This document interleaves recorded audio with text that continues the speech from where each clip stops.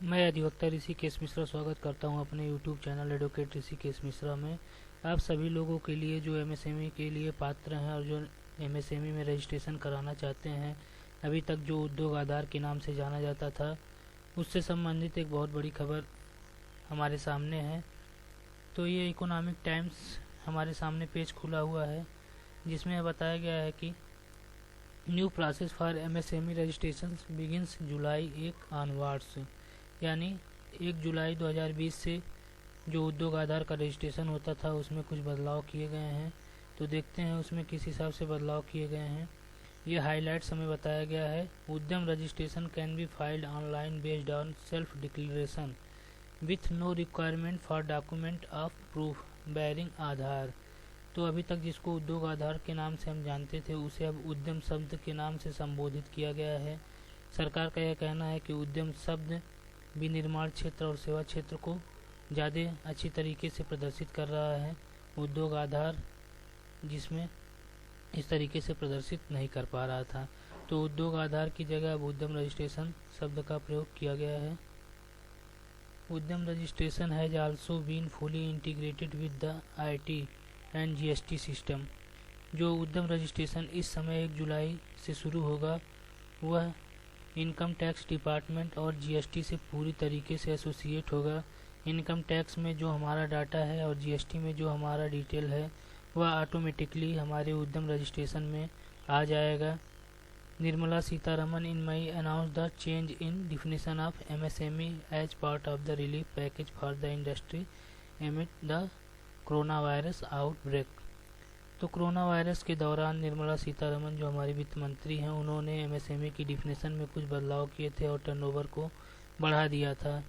पहले जो भी लोग टर्नओवर की वजह से एमएसएमई की डिफिनेशन में नहीं आते थे, तो एक हाई बूस्ट दिया गया था टर्नओवर में, जिससे ज़्यादा से ज़्यादा लोग एमएसएमई की डिफिनेशन में कवर हो जाएं। क्योंकि अब जो भी सरकारी रिलीफ है वह एमएसएमई को ही मिल रही है, इसलिए ज़्यादा से ज़्यादा लोग उसका लाभ पा सकें, इसलिए टर्नओवर में बदलाव किया गया था। तो ये खबर आपके सामने है। The new process of registration of micro small and medium enterprise will come into effect in the name of उद्यम रजिस्ट्रेशन। तो उसको उद्योग आधार को अब उद्यम रजिस्ट्रेशन के नाम से संबोधित किया जाएगा, जो कि जुलाई 1 से प्रभावी होगी। Last week the MSME ministry said that the MSME in the country will now be known as Udyam. तो एमएसएमई इंडस्ट्री को अब उद्यम के नाम से संबोधित किया जाएगा। Udyam registration can be filed online based on self declaration with no requirement for document of proof. तो यहाँ बताया गया कि उद्यम रजिस्ट्रेशन ऑनलाइन भरा जाएगा और इसमें स्वघोषणा की जाएगी और इसके लिए कोई भी डॉक्यूमेंट की आवश्यकता हमें नहीं पड़ेगी। Udyam registration has also been fully integrated with the income tax and GST system. तो इसको इनकम टैक्स और जीएसटी सिस्टम से पूरी तरीके से जोड़ा गया है।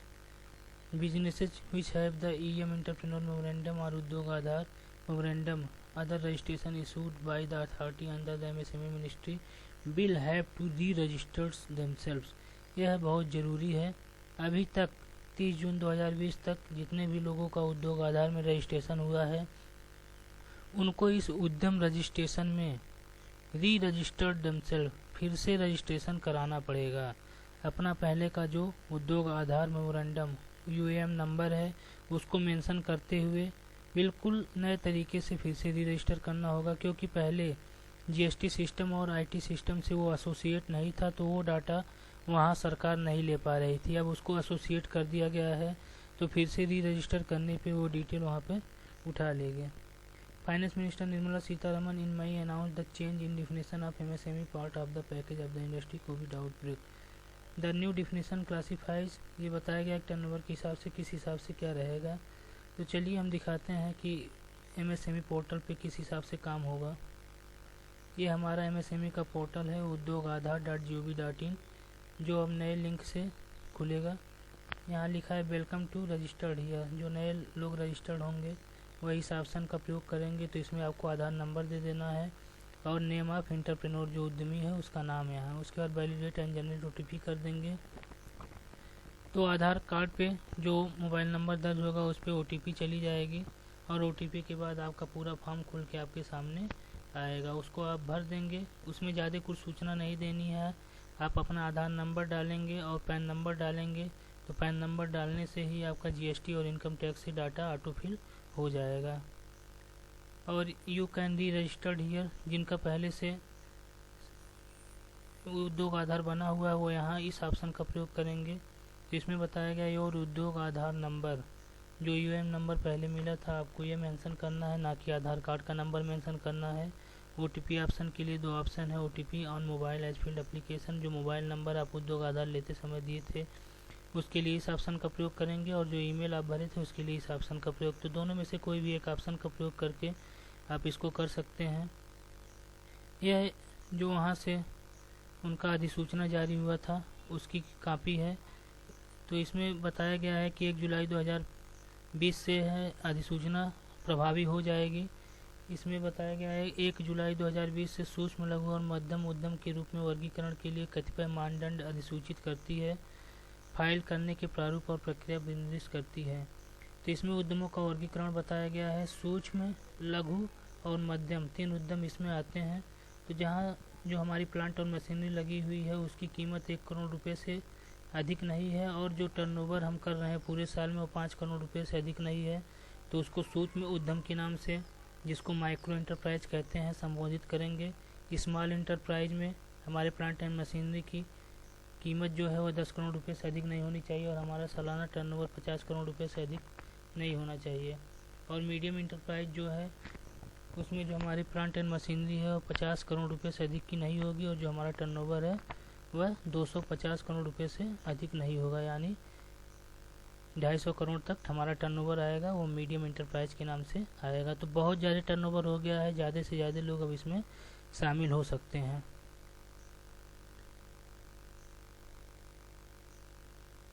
तो रजिस्ट्रीकरण की प्रक्रिया के बारे में अब यहाँ बताया गया है। रजिस्ट्रीकरण के लिए प्रारूप उद्यम रजिस्ट्रीकरण पोर्टल में उपलब्ध कराया जाएगा। उद्यम रजिस्ट्रीकरण फाइल करने के लिए कोई फीस आपको नहीं देना है, फ्री ऑफ कास्ट है, इसमें कोई भी सरकारी शुल्क नहीं लगेगा। उद्यम रजिस्ट्रीकरण के लिए आधार संख्या अपेक्षित होगी। जो लोग नए रजिस्टर्ड हैं वो अपना आधार नंबर डाल के ओटीपी लेके तभी पूरा फॉर्म उनके सामने खुलेगा और उसको फिल कर सकते हैं। आधार संख्या स्वामित्व फर्म के मामले में स्वत्वधारी की होगी, भागीदारी फर्म के मामले में पार्टनर की होगी, और एचयूएफ है तो उसमें कर्ता की होगी। कंपनी या सीमित देयता भागीदारी या किसी सहकारी समिति, सोसाइटी या ट्रस्ट के मामले में संगठन या उसके प्राधिकृत हस्ताक्षरकर्ता अपने आधार संख्या सहित अपना जीएसटीआईएन और पैन उपलब्ध करेंगे। मतलब जो कंपनी है उनको जीएसटी देना है। यदि कोई उद्यम पैन सहित उद्यम के रूप में सम्यक रूप से रजिस्ट्रीकरण है तो पूर्व वर्षों में किसी भी जानकारी की कमी जब उसके पास पैन नहीं था को स्वयं घोषणा के आधार पर भरा जाएगा। अगर आपके पास पैन नहीं है तो आपको सारी सूचना खुद ही देनी होगी। अगर पैन है तो आप पैन नंबर डालेंगे और जो उस पैन पे जो भी जीएसटी का डाटा और इनकम टैक्स का डाटा होगा वो अपने आप ऑटो फिल हो जाएगा। कोई भी उद्यम एक से अधिक उद्यम रजिस्ट्रीकरण फाइल नहीं करेगा। एक उद्यम को एक रजिस्ट्रेशन कराना है, परंतु विनिर्माण या सेवा या दोनों प्रकार की गतिविधि को एक उद्यम रजिस्ट्रीकरण विनिर्मित किया या जोड़ा जाएगा। यदि कोई जानबूझकर दुरुपदेशन जानकारी देता है, उद्यम रजिस्ट्रीकरण करता है तो नियम की दंड का पात्र है। यानी कोई भी हम गलत सूचना देते हैं तो उसके लिए हम दंड के भागी होंगे। इस बात का आप ध्यान रखिए कि जो सूचना दीजिए वो सही दीजिए। अब यहाँ बताया गया है कि ईएम भाग 2 और यूएएम के अधीन रजिस्ट्रीकरण सभी विद्यमान उद्यम 1 जुलाई 2020 या उसके पश्चात उद्यम रजिस्ट्रीकरण पोर्टल पर फिर से रजिस्ट्रीकरण करेंगे। जो लोग पहले से उद्योग आधार लिए हुए हैं उनको भी दोबारा यहाँ पर आकर उद्यम रजिस्ट्रेशन में रजिस्ट्रीकरण फिर से करना होगा। 30 जून 2020 तक रजिस्ट्रीकृत सभी उद्यमों को अधिसूचना के अनुसार फिर से वर्गीकृत किया जाएगा। यहाँ साफ साफ बता दिया गया है कि आपको जो पहले से उद्योग आधार हैं उनको भी यहाँ आके दोबारा रजिस्ट्रेशन कराना ही कराना है। 30 जून 2020 से पहले रजिस्ट्रीकरण विद्यमान उद्यम केवल 31 मार्च 2000 विद्यमान रहेंगे। यानी जो लोग 31 मार्च 2021 के पहले जो पहले से उद्योग आधार हैं अगर वो फिर से आके यहाँ रजिस्ट्रीकरण नहीं करते हैं तो उनका उद्योग आधार 31 मार्च 2021 के बाद सस्पेंड कर दिया जाएगा, वह उनका वैलिड नहीं रहेगा। इसलिए उससे पहले आपको री रजिस्टर यहाँ पे आके कर लेना है।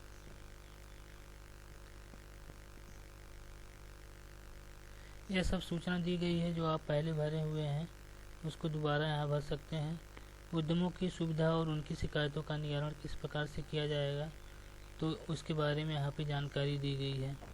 तो आप सभी लोगों से यह अनुरोध है कि जो नए लोग रजिस्ट्रेशन करा रहे हैं उनके लिए तो कोई दिक्कत नहीं है, लेकिन जो पहले से ही उद्योग आधार में रजिस्ट्रेशन करा चुके हैं वह लोग 31 मार्च 2021 के पहले आकर पुनः अपना डिटेल देते हुए यहाँ रजिस्ट्रेशन करा ले, ताकि उनका आधार उद्योग आधार वैलिड रहे और उसको सरकार द्वारा सस्पेंड ना किया जाए।